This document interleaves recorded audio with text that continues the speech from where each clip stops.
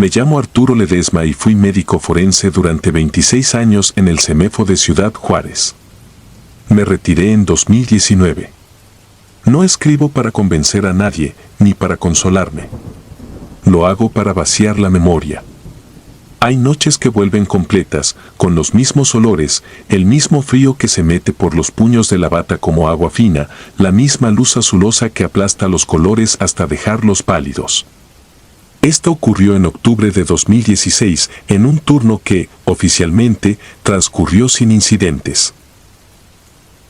Había caído una llovizna terrosa toda la tarde.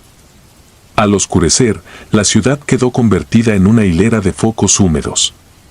A las 20:10 llegó un lote por colisión múltiple en la carretera a Casas Grandes, 9 cuerpos, entre ellos 2 menores.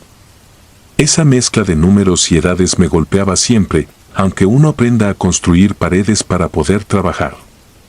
Mi colega de guardia, Valeria, no vino. Hubo una urgencia con su hijo. En recepción quedó un agente del Ministerio Público firmando la cadena de custodia y el guardia, Baltasar, haciendo café detrás del vidrio. Adentro, yo estaba solo con el acero, los motores eléctricos y el olor a formol. Nos organizamos como se hace cuando entra una avalancha, identificación primaria, etiquetas, fotografías, radiografías y procede, la fila en cámaras a 4 grados y, en paralelo, la necropsia de los más urgentes. Elegí empezar con una adolescente de aproximadamente 13 años, sin documentos, con la ropa empapada y adherida a la piel por lodo y gasolina. No había lesiones visibles aparte de un traumatismo craneoencefálico grave. El resto del cuerpo parecía milagrosamente íntegro. La rotulé como F1026/16 y, por una de esas asociaciones que hace el cerebro cuando no tiene permiso, pensé en la hija de un compañero que cumplía años esa semana. En la sala de necropsias encendí la lámpara cialítica, preparé los costótomos, la sierra oscilante, las pinzas de cuqué, el juego de suturas y las bandejas. Me puse doble guante, mascarilla, protector facial. El sonido de la cialítica al moverse siempre me ha parecido un insecto gigantesco arrastrándose por el techo. La plancha de acero devolvía un reflejo frío y el reloj de pared avanza con su tic seco que no perdona. Empecé con el examen externo.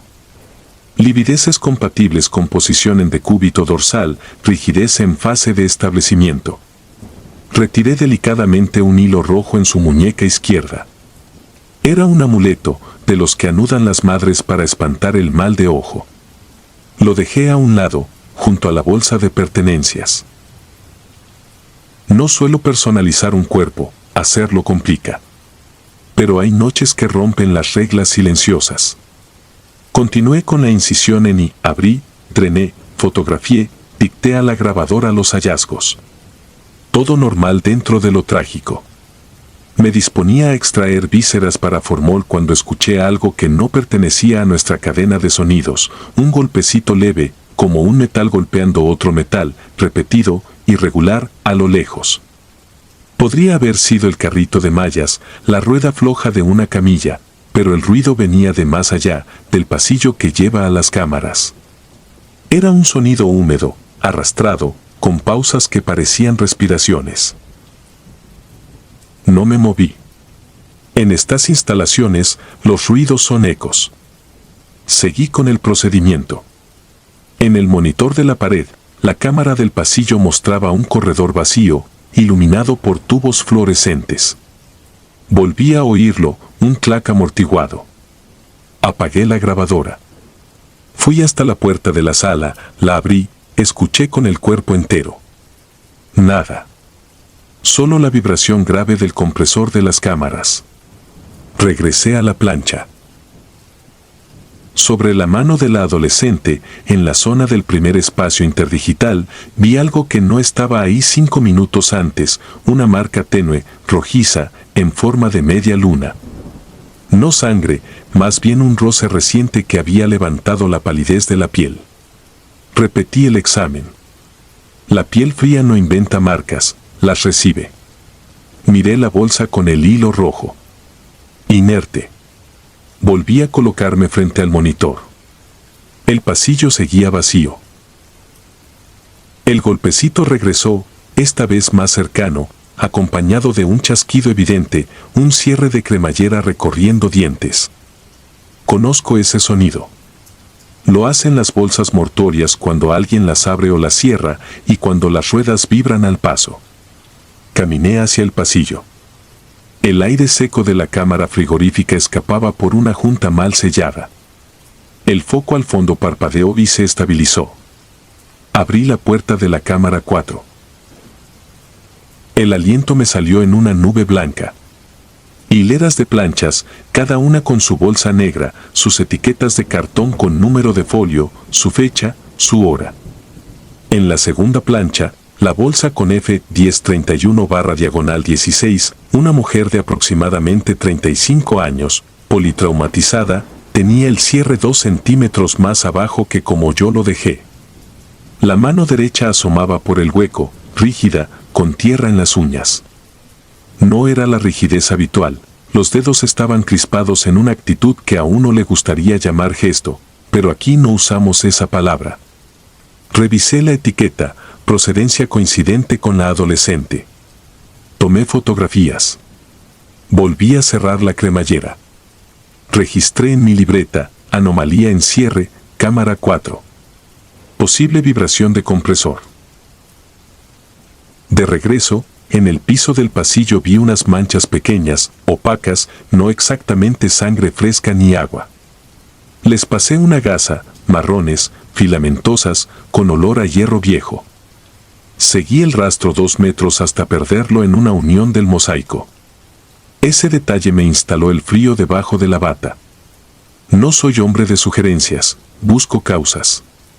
Respiración húmeda del compresor, condensación, arrastre de camilla. Escribí eso también. El acto de escribir inventa un orden en el que descansar. Volví a la sala de necropsias.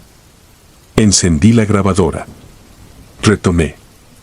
El corazón de la adolescente tenía equimosis subepicárdicas puntiformes, compatibles con trauma. A cada tanto miraba su mano izquierda. La marca se veía más nítida, como si se hubiera delineado sola con el tiempo, o como si otra piel más cálida la hubiese presionado un instante. El ruido volvió a viajar por el metal de las paredes, más leve. Decidí terminar con ella y trasladarla a frío.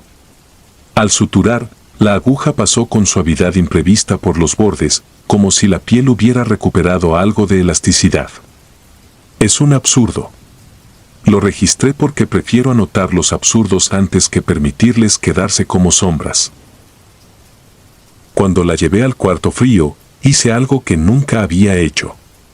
En lugar de depositarla en la cámara 2, que estaba más accesible, abrí la 4. La plancha de la mujer, F1031/16, tenía pequeñas salpicaduras sobre el plástico. No brillaban. Eran como el rastro de unos dedos húmedos que hubieran tocado y se hubieran ido. Puse a la adolescente en la plancha contigua. La distancia entre ambas era de 2 manos. El compresor se encendió con ese ronroneo profundo que hace vibrar el pecho. Cerré. Me quedé un minuto con la mano sobre la manija cromada. En el monitor del pasillo, la imagen granulada de la cámara 4 mostró lo que la técnica explicaría como un salto de sincronía, una sombra que se alargó y se contrajo, como el pasar de una nube frente a un sol inexistente. El foco parpadeó. El sensor reequilibró la exposición. Nada más. Continué con el resto. Un hombre con tatuajes antiguos, una abuela con las manos huesudas, un conductor con la nariz rota y aún una expresión de desconcierto. Trabajar te protege. Las horas se enhebran por listas, por formularios, por pesos y medidas que dan la ilusión de que el mundo cabe en una hoja. A las 3:18, el sistema eléctrico decidió recordar que vivimos en el norte y que la ciudad vibra al capricho de los transformadores. Un apagón breve. El generador arrancó con una tos metálica. Las lámparas tardaron un segundo en volver. Ese segundo sonó como un cuarto de hora. En la oscuridad, oí con claridad 3 golpes secos en el metal de la cámara 4. 3, con la cadencia de un llamado. No fui al instante. Terminé el cierre de tórax que tenía entre manos porque el cuerpo de los vivos manda incluso cuando ya no están vivos. Luego caminé. El pasillo parecía más largo. Baltasar golpeó el vidrio de recepción y levantó el pulgar. «Todo bien», decía. Abrí la 4. Dentro, el aire se sintió más seco que antes. La bolsa de la mujer estaba cerrada, como la dejé. La de la adolescente también. El hilo rojo, que yo había depositado en su bolsa de pertenencias y que debía estar en una repisa de acero en la sala, colgaba ahora, tenso, entre las cremalleras de ambas bolsas, atrapado por los dientes como un puente torpe. No es posible que haya ocurrido eso sin alguien con dedos. No lo es. Anoté, personal pudo haber intervenido. Pero esa noche, además de mí, solo estaba Baltasar con su radio y hay cámaras que lo prueban. Cerré sin tocar el hilo. Lo dejé ahí, sumergido en ese frío que conserva y que también deforma. Saqué a la mujer. La llevé a necropsia. El ruido se acabó como se apaga una tormenta al cruzar un cerro. Trabajé con ella sin un solo crujido fuera de los previsibles. Manos con abrasiones, tibia derecha con fractura con minuta, tórax hundido por el cinturón mal colocado. En la palma de la mano derecha, la misma media luna rojiza que había visto antes en la otra. Tomé muestra, fotografié, dicté. Terminé a las 5:42. Las cámaras respiraban como animales dormidos. La ciudad al otro lado de las paredes ya empezaba a encender cafeteras. Fui a dejar a la mujer a la 4. El hilo rojo seguía atrapado entre las cremalleras, pero ahora una de sus puntas descansaba sobre el plástico de la mujer, como si alguien lo hubiera acomodado. Lo retiré y lo puse en la bolsita con su folio correspondiente. No hay espacio para altares aquí, aunque los inventemos sin querer. Cerré. Firmé el inventario. Lavé la plancha.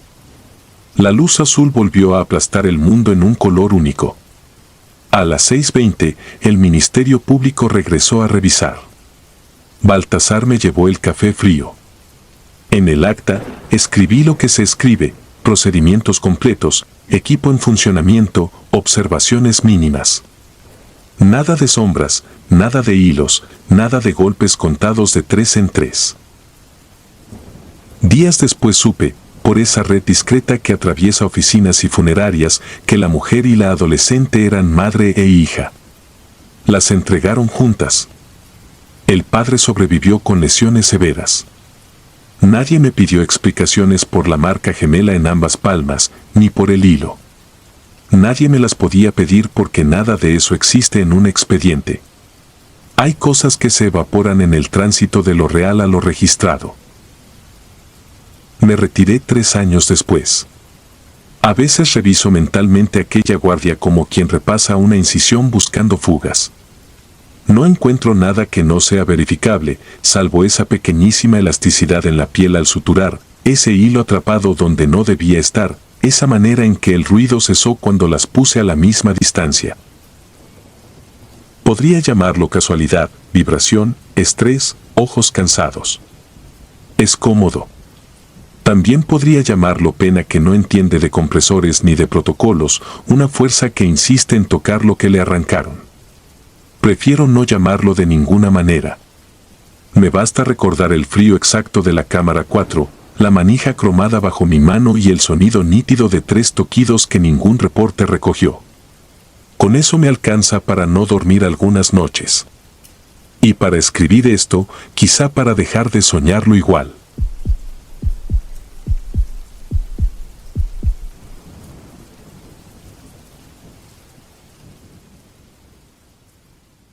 Prefiero mantenerme en el anonimato, pero llevo más de 20 años trabajando como médico forense. He visto cosas que muchos preferirían ignorar y me he acostumbrado al hedor de la muerte y al silencio glacial de la morgue. En estos pasillos, entre cuerpos inertes y el eco de mis propios pasos, he descubierto que la muerte es solo el principio de otro tipo de realidad. No hablo de fantasmas de manera ligera, ni pretendo ser sensacionalista, no busco asustar a nadie. Sin embargo, lo que experimenté recientemente me hizo dudar de mi propia cordura y puso a prueba toda lógica científica que había respetado hasta entonces. Todo comenzó una madrugada, hace algunas semanas. Las luces frías del laboratorio proyectaban sombras largas y grotescas mientras me concentraba en un caso particularmente difícil. Se trataba del cuerpo de una mujer joven, hallada en el río tras semanas desaparecida. Su piel estaba pálida y arrugada por el agua, pero había algo en su expresión que me inquietaba. Sus ojos, aunque cerrados, parecían seguirme mientras me movía a su alrededor. Estaba solo en la morgue esa noche. Mi colega de turno había llamado para decir que llegaría tarde y yo prefería adelantar trabajo antes que perder el tiempo. El ambiente, usualmente pesado, parecía aún más opresivo de lo habitual. Sentía un cosquilleo en la nuca, un escalofrío persistente que me obligaba a mirar hacia atrás constantemente, aunque sabía que no había nadie más allí. Sin embargo, de repente, escuché algo. Un suave susurro, como el roce de una tela sobre el suelo de baldosas. Miré hacia la puerta, pero no vi nada. Me acerqué, sosteniendo el bisturí en la mano sin darme cuenta. El sonido se desvaneció, dejando solo el zumbido de las luces fluorescentes. Intenté convencerme de que solo era el viento que se colaba por alguna rendija, pero una parte de mí sabía que algo estaba mal. Me esforcé por concentrarme en el cuerpo frente a mí, revisando cada herida, cada detalle. Pero el aire se sentía espeso, como si una presencia invisible se arrastrara a mi alrededor. Intenté ignorarlo, repetí mentalmente que estaba solo. Solo el cuerpo y yo. Eran casi las 3 de la madrugada cuando vi algo que me hizo detenerme en seco. A través del vidrio de la puerta que daba al pasillo, vi una sombra alargada moverse. No era la de un humano, o al menos no parecía serlo. La figura parecía borrosa, como si estuviera ligeramente desfasada del espacio real. Mi corazón comenzó a latir con fuerza y el bisturí tembló en mi mano. Entonces, la figura se detuvo y la vi con claridad. Era una mujer. No podía ver su rostro, pero su silueta estaba claramente definida. Era ella, la mujer del río. Quedé paralizado. Mi mente intentaba encontrar una explicación lógica, pero ninguna tenía sentido. ¿Cómo podía estar moviéndose en el pasillo si su cuerpo estaba sobre la mesa frente a mí? Me acerqué lentamente, cada paso parecía eternidad. Cuando estaba a unos metros, la mujer se giró hacia mí y en ese instante me di cuenta de que sus pies no tocaban el suelo. Flotaba en el aire y el frío que desprendía era tan intenso que me dolían los huesos. Intenté hablar, pero las palabras se atoraron en mi garganta. No tenía sentido hablarle a un cadáver. Cerré los ojos, respiré profundamente y cuando volví a abrirlos, ella ya no estaba. Solo quedaba ese frío inexplicable en el aire, como si su esencia hubiese quedado atrapada en el ambiente. No soy una persona que se deje llevar por supersticiones, pero la situación me sobrepasaba. No pude moverme por varios minutos. El cuerpo en la mesa seguía allí, inerte, pero sentía como si algo me estuviera observando desde las sombras. Pasé el resto de la noche intentando racionalizar lo que había visto, repasando cada posibilidad lógica. Me convencí de que había sido una alucinación por el cansancio, un truco de la mente al ver reflejos y sombras en medio de la penumbra. Pero la sensación de que no estaba solo en esa morgue no me abandonaba.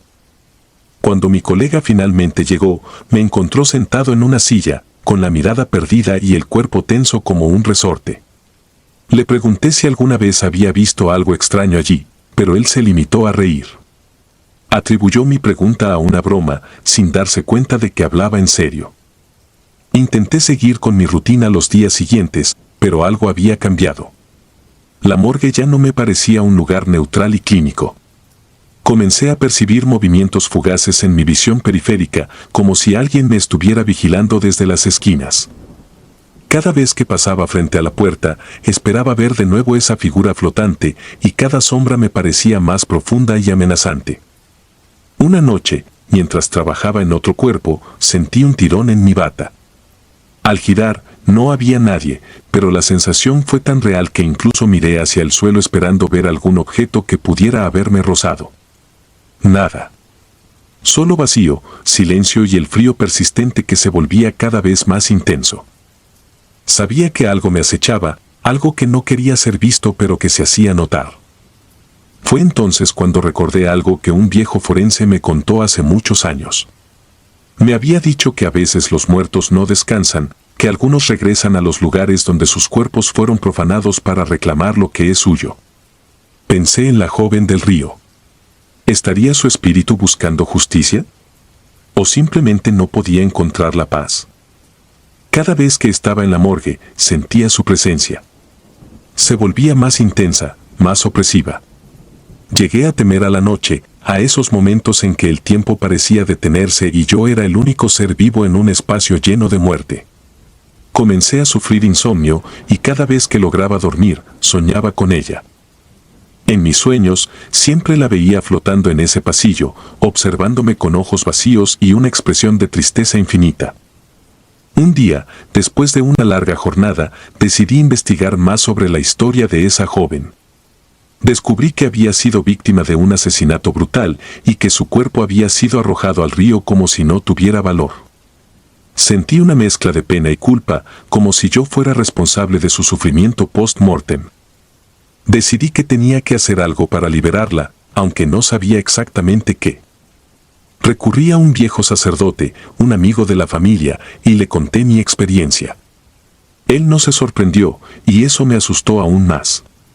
Me dio una oración y me recomendó rociar el pasillo con agua bendita, afirmando que a veces los muertos necesitan una señal para continuar su camino. Esa noche, fui a la morgue con un pequeño frasco de agua bendita y lo vertí en el pasillo, pronunciando las palabras que el sacerdote me había enseñado. Mientras lo hacía, sentí una presencia detrás de mí.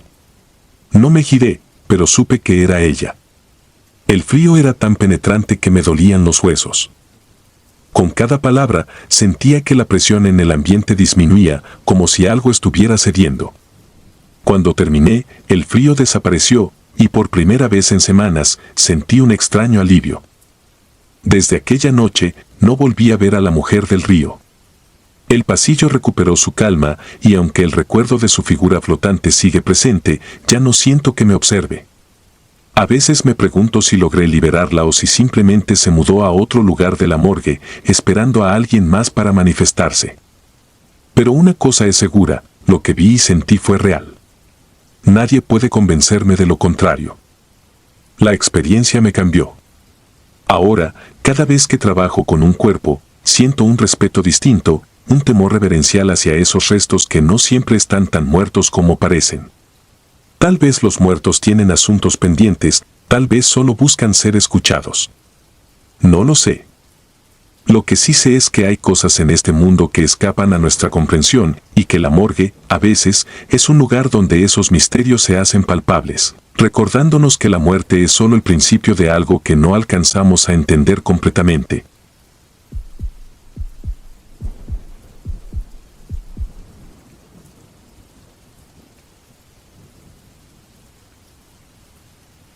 Mi abuelo me decía que cada vez que vas a preparar un cuerpo le pidas permiso. Decía que las consecuencias podían ser aterradoras, pero siempre pensé que eran tonterías de viejos supersticiosos. Mi abuelo era médico forense también, una figura que dominaba el frío y el silencio de la morgue con una precisión casi militar. Se retiró antes de que yo siquiera pensara en seguir sus pasos, y aunque me dejó esa advertencia, nunca imaginé que me tocaría vivir una experiencia que me llevaría a entender por qué insistía tanto en ello. Había sido una noche larga. Era el tercer cuerpo que recibía en menos de 24 horas y el cansancio comenzaba a pesar sobre mis hombros. Era un caso particularmente extraño, un hombre de mediana edad, sin signos evidentes de violencia, pero con una expresión de horror grabada en su rostro. Algo en su mirada parecía gritarme, como si incluso en la muerte tratara de advertirme de un peligro invisible. No había nadie en la morgue esa noche, solo yo y el cadáver. Mi compañero de turno, Marcos, había salido un rato a tomar café y seguramente se había distraído. Fue entonces cuando recordé las palabras de mi abuelo, un eco molesto que rondaba en mi cabeza. Una pequeña parte de mí quiso murmurar un permiso a la nada, pero en lugar de eso, lo ignoré. No quería parecer un idiota, no a estas alturas de mi carrera. Preparé los instrumentos sobre la bandeja de acero inoxidable, el bisturí, las pinzas, todo perfectamente alineado. Comencé con la incisión, un corte limpio en el pecho que me permitiera examinar los órganos. Todo parecía normal al principio, hasta que noté que el cuerpo exudaba un olor extraño, uno que no se correspondía con la descomposición usual. Era algo metálico, mezclado con un matiz que solo puedo describir como a viejo, como si el cuerpo hubiera pasado demasiado tiempo atrapado en algún lugar oscuro y olvidado.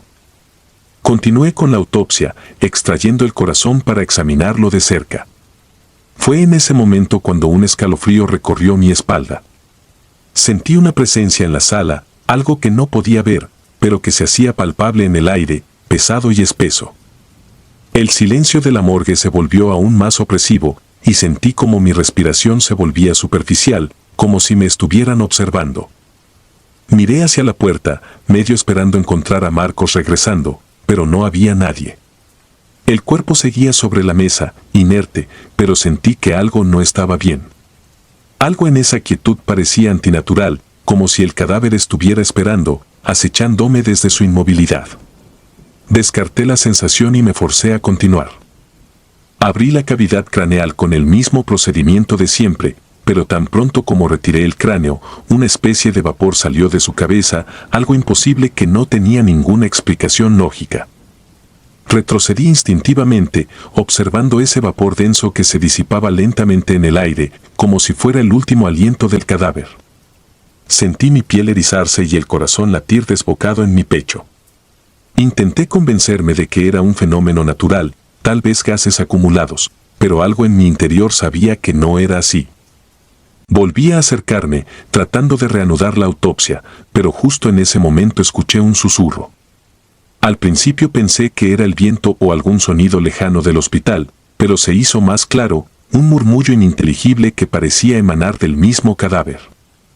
Me quedé paralizado, los ojos fijos en la boca inerte del hombre, que, para mi horror, comenzó a moverse. No eran palabras, pero el movimiento de sus labios era tan sutil y a la vez tan perturbador que el pánico comenzó a instalarse en mis huesos. Me acerqué más, intentando racionalizar lo que estaba sucediendo.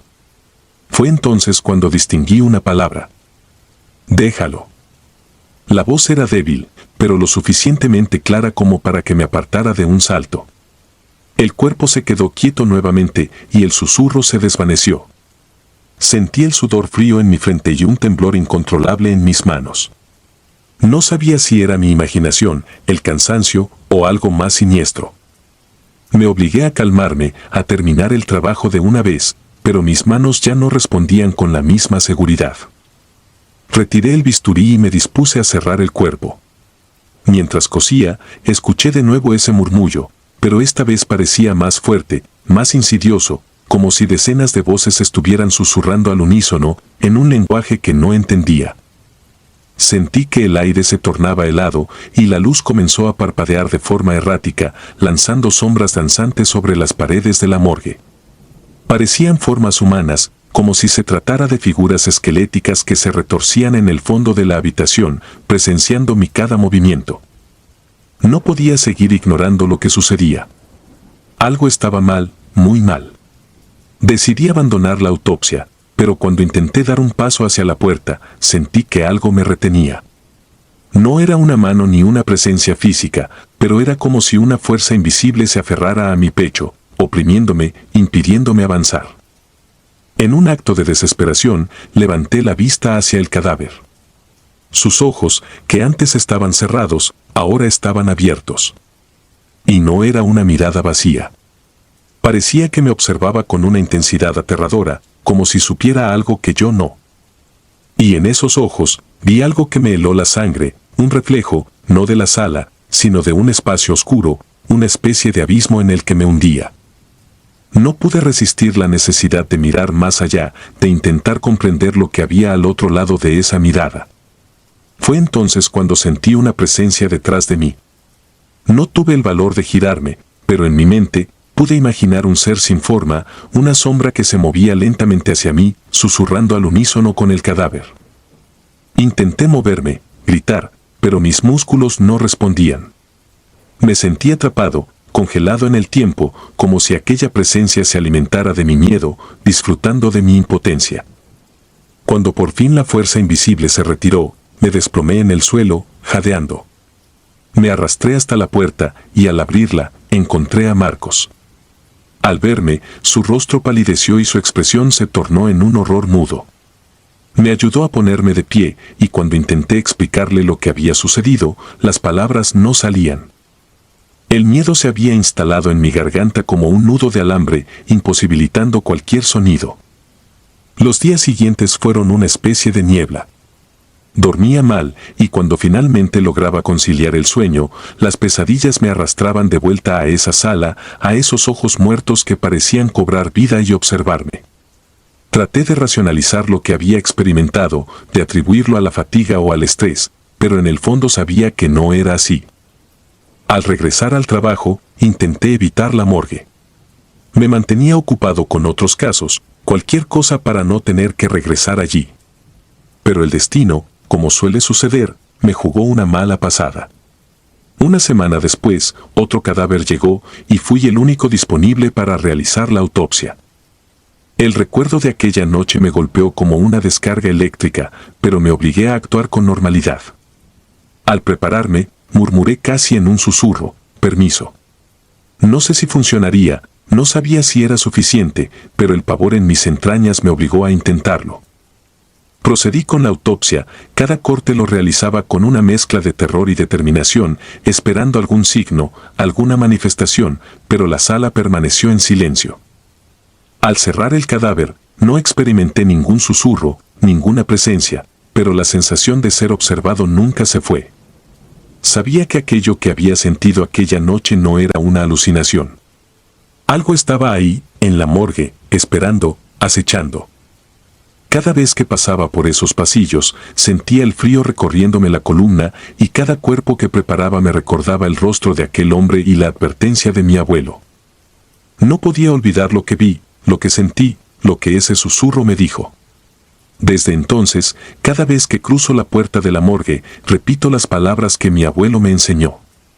A veces, no sé si las digo para ellos o para convencerme de que aún tengo control, de que no hay nada más allá de la muerte que pueda dañarme. Pero en el fondo, sé que me miento. Y así continúo, noche tras noche, a solas con los muertos, preguntándome si algún día volveré a escuchar ese susurro, ese déjalo, como una advertencia, un presagio de algo inevitable que se aproxima.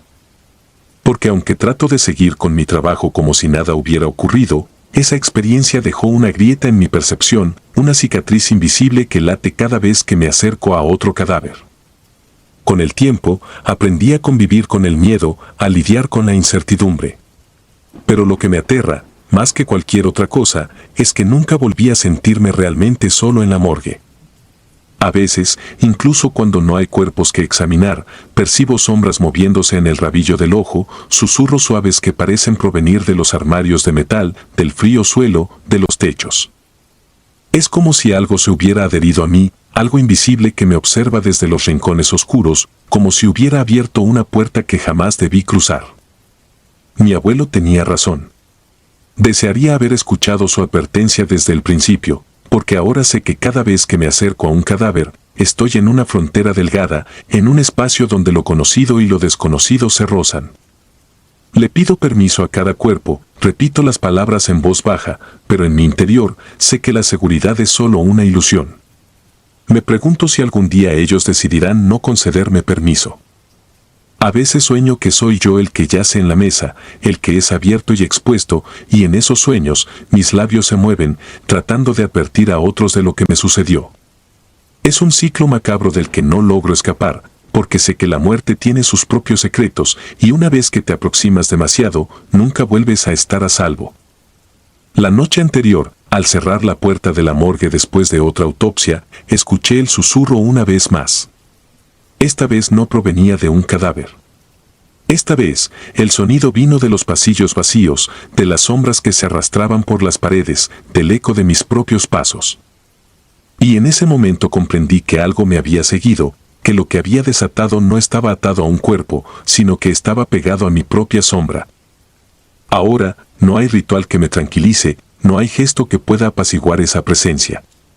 Lo siento en mi hogar, en los momentos de silencio, en los rincones oscuros que intento evitar. Sé que me espera, como una sombra que nunca desaparece. Mi vida se ha vuelto un desfile de días grises, una espera eterna para el momento en que, finalmente, eso que se arrastra en la oscuridad decida venir por mí. Y así termino cada jornada, con una plegaria y un susurro. Sé que no servirá de nada. Porque algo me dice que ya no puedo escapar. Lo veo en mis sueños, lo siento en mi carne, y cada noche en la morgue se convierte en un recordatorio de que lo peor aún está por venir. Ahora entiendo por qué mi abuelo me advirtió, pero también sé que es demasiado tarde para mí. A veces, la muerte no es el final, sino el principio de una oscuridad mucho más profunda, una que no te deja ir.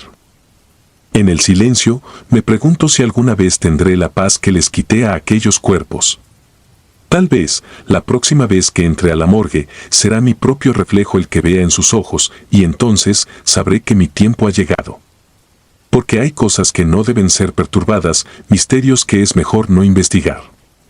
Yo los busqué, y ahora sé que los muertos, incluso en su quietud, pueden cobrar una venganza silenciosa, una que se queda contigo, que te consume poco a poco, hasta que no quede nada de ti. Porque en el fondo, todos somos carne y sombra, esperando el momento en que lo desconocido nos reclame.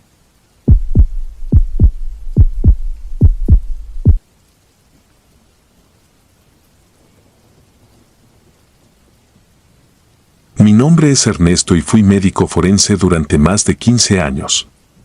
Mi oficio me obligó a convivir con la muerte como si fuera una compañera de trabajo.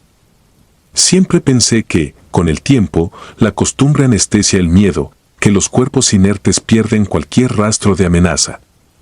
Sin embargo, en 1999, en la morgue de Guadalajara donde cubría el turno nocturno, entendí que existen cadáveres que nunca deberían reposar en una camilla fría. Aquella noche ingresó el cuerpo de una mujer mayor, encontrada en avanzado estado de descomposición dentro de su casa. No tenía familiares ni nadie que la reclamara. Fueron los vecinos quienes alertaron por el hedor insoportable que escapaba de las ventanas cerradas. Los paramédicos nos comentaron que había muerto sola, y que durante años la gente evitaba pasar frente a su vivienda porque se decía que practicaba brujería. Yo ya había escuchado rumores. No era extraño que en las colonias viejas circularan historias de ancianas solitarias señaladas como brujas. Pero lo que más me perturbó fue el aspecto del cadáver, piel reseca pegada a los huesos, cabello largo y canoso como telarañas enredadas y un ojo completamente hundido, como un agujero negro en medio del rostro. El olor, nauseabundo, impregnó los pasillos durante horas. La autopsia transcurrió con la rutina de siempre: abrir, pesar órganos, registrar datos. Lo extraño comenzó cuando terminamos y la trasladamos al cuarto frío. Cerré la puerta con el candado oxidado y sentí un alivio inmediato, como si hubiéramos contenido algo que no debía escapar. Mi compañero de turno, un joven llamado Ramiro, apenas llevaba 2 meses trabajando en la morgue. Esa noche lo noté inquieto, miraba constantemente hacia la puerta metálica, como si temiera que algo saliera de allí. Me ofreció café en el pequeño comedor. Mientras hablábamos de banalidades, un ruido metálico cortó la conversación. Era inconfundible, el chirrido de la bisagra del cuarto frío. Nos quedamos en silencio. El eco se prolongó por los pasillos vacíos. Nos miramos sin necesidad de decir nada y caminamos hacia allá con la linterna en mano. La única puerta abierta era la de la anciana. El candado colgaba roto en el suelo, como si lo hubieran forzado desde dentro. Ramiro me preguntó, con voz temblorosa, si yo estaba seguro de haberlo cerrado bien. Lo estaba. Lo había asegurado con mis propias manos.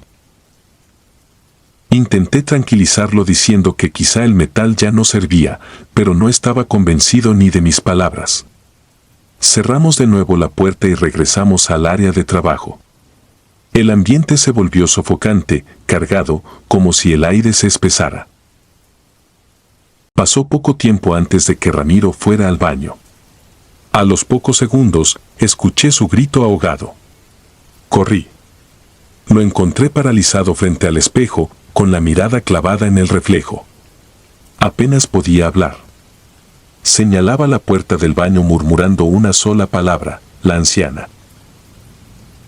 Según él, mientras se lavaba las manos, la vio reflejada detrás suyo, observándolo en silencio, con ese ojo hundido fijo en él.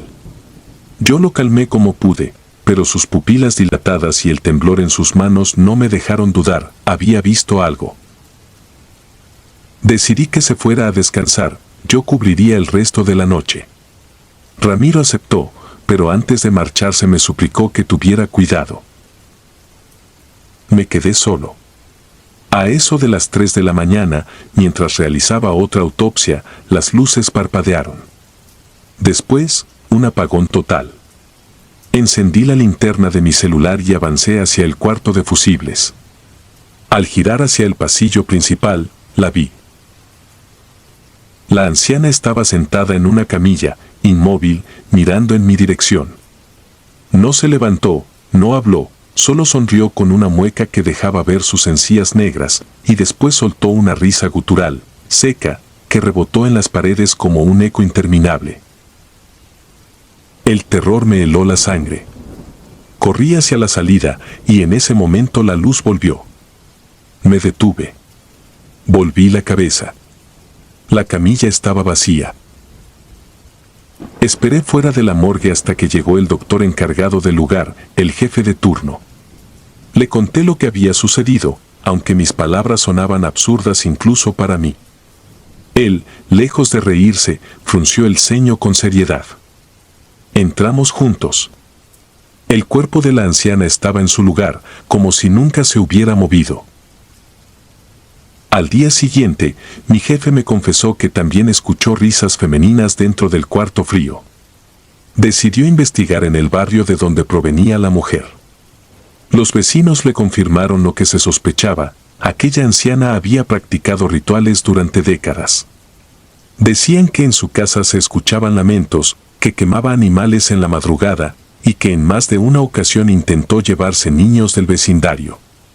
Nadie se atrevía a denunciarla por miedo. La llamaban la bruja de San Andrés. El doctor me dijo que lo mejor era incinerar el cuerpo, porque nadie lo reclamaría y porque enterrarlo sería darle raíces a su maldad. Esa misma noche lo hicimos. El horno crepitó como si las llamas lucharan contra algo invisible. Nunca olvidaré el hedor a carne quemada mezclado con un olor a azufre insoportable. Después de aquello, los pasillos de la morgue recuperaron la calma. Nunca más se escucharon risas ni se abrieron las puertas solas. Sin embargo, yo ya no volví a ser el mismo. Han pasado más de 20 años desde esa experiencia. Todavía sueño con esa risa. Todavía siento que, al apagar las luces de mi casa, ella me observa desde algún rincón con su ojo hundido, esperando que el día que me toque estar sobre una camilla sea también la oportunidad de reclamar mi alma.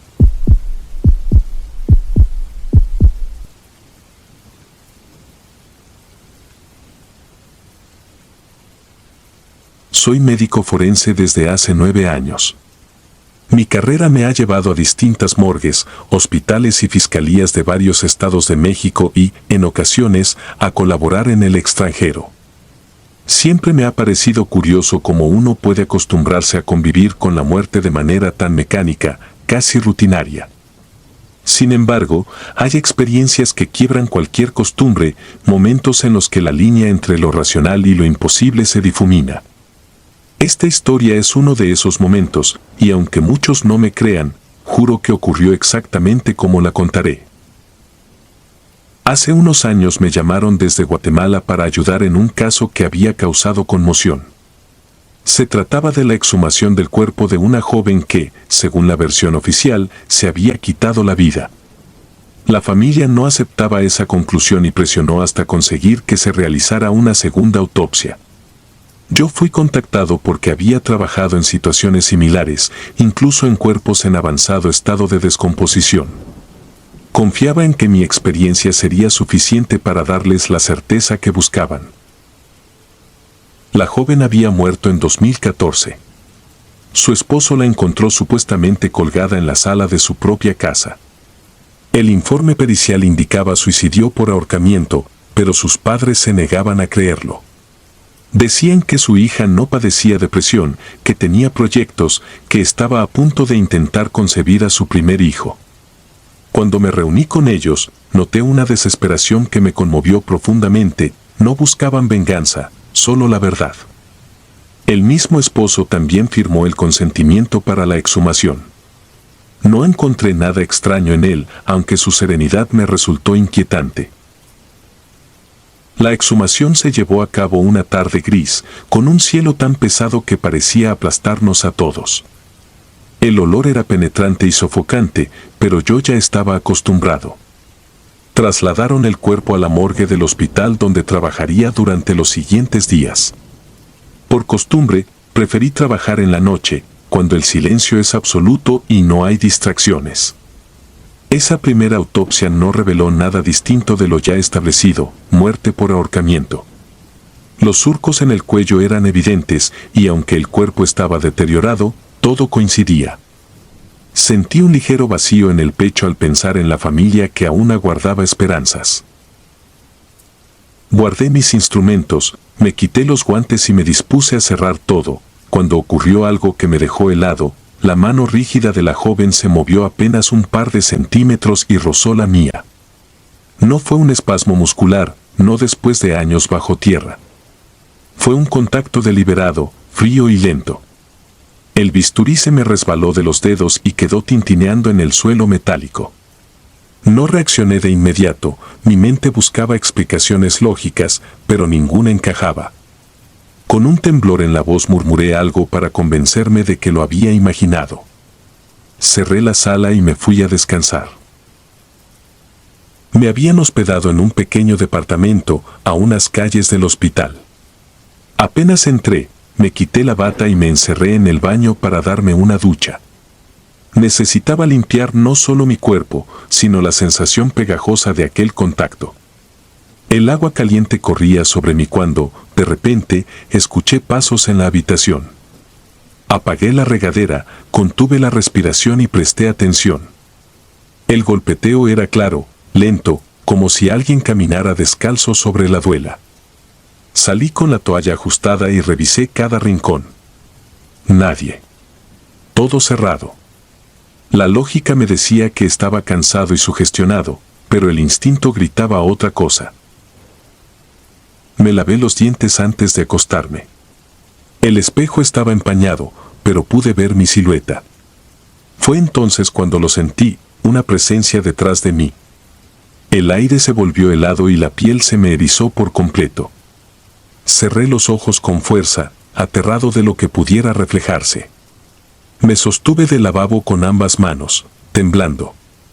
Cuando por fin reuní valor, abrí los ojos. La imagen que vi aún me persigue en sueños. La joven estaba allí, no en carne viva ni como cadáver, sino como un espectro entre ambos estados. Sus ojos llorosos, cargados de tristeza y súplica, me perforaron el alma. No estaba podrida ni intacta, era una mezcla imposible, una representación del dolor detenido en el tiempo. El reflejo duró segundos, pero a mí me parecieron eternos. Giré el rostro hacia atrás y no había nadie. Lloré como nunca lo había hecho. A lo largo de mi carrera había visto todo tipo de horrores, pero jamás algo que desafiara la lógica de esa manera. Comprendí que aquella mujer me estaba pidiendo algo, que no se conformaba con el diagnóstico superficial. Regresé de inmediato a la morgue, con el corazón palpitando a un ritmo enfermizo. Volví a sacar el cuerpo del refrigerador. Esa vez no me limité a las marcas evidentes, sino que examiné cada detalle, cada tejido que pudiera dar una pista. Y entonces lo encontré, señales sutiles de presión en la tráquea, un moretón oculto bajo los surcos, como si alguien la hubiera asfixiado antes de colgarla. El ahorcamiento había sido un montaje. El hallazgo me heló más que la visión del espectro. Tenía en mis manos la prueba de que aquella joven no se había quitado la vida. Entendí su súplica muda, su presencia en el espejo. No buscaba asustarme, exigía justicia. Redacté un informe minucioso durante la madrugada, apenas sosteniéndome con café y el temblor de mis manos. Al día siguiente entregué los resultados a la fiscalía y a la familia. La reacción fue devastadora. Los padres lloraron con una mezcla de rabia y alivio. La madre me abrazó con tal fuerza que sentí su desesperación transmitirse a mis huesos. El esposo, en cambio, se puso pálido y esquivó mi mirada. Horas después, desapareció de la ciudad. Eso lo delató más que cualquier prueba. Lo encontraron días después, oculto en casa de un familiar. Confesó haberla matado tras una discusión y haberla colgado para simular un suicidio. El caso se cerró con su condena. Muchos pensaron que mi trabajo había terminado allí, pero para mí apenas comenzaba la condena personal. A pesar de haber cumplido con mi deber, no pude dormir en paz durante meses. En cada espejo, en cada superficie reflectante, temía encontrar nuevamente esa mirada implorante. Nunca más volví a trabajar en una morgue de noche. Prefería soportar el bullicio del día que enfrentar ese silencio en el que las almas parecen despertar. Hoy cuento esto porque necesito expulsarlo de mí. La ciencia me sostiene, pero esa noche me enseñó que la muerte guarda secretos que ningún bisturí puede abrir. No sé si fue un fantasma, una proyección de mi conciencia o una mezcla de ambas cosas. Lo único que sé es que esa joven me eligió para revelar su verdad, y que desde entonces cargo con la certeza de que hay algo más allá de lo que vemos. Al recordar su mirada, aún siento un escalofrío que me recorre la espalda. No hay peor condena que entender que la morgue no siempre guarda solo cuerpos, sino también voces que suplican justicia en el silencio. Si disfrutas de los relatos, te invitamos a apoyarnos con un like y un comentario, ya que eso nos ayuda muchísimo. Además, si aún no estás suscrito o suscrita, te animamos a formar parte de la comunidad del terror. Muchas gracias por escucharnos y por tu apoyo.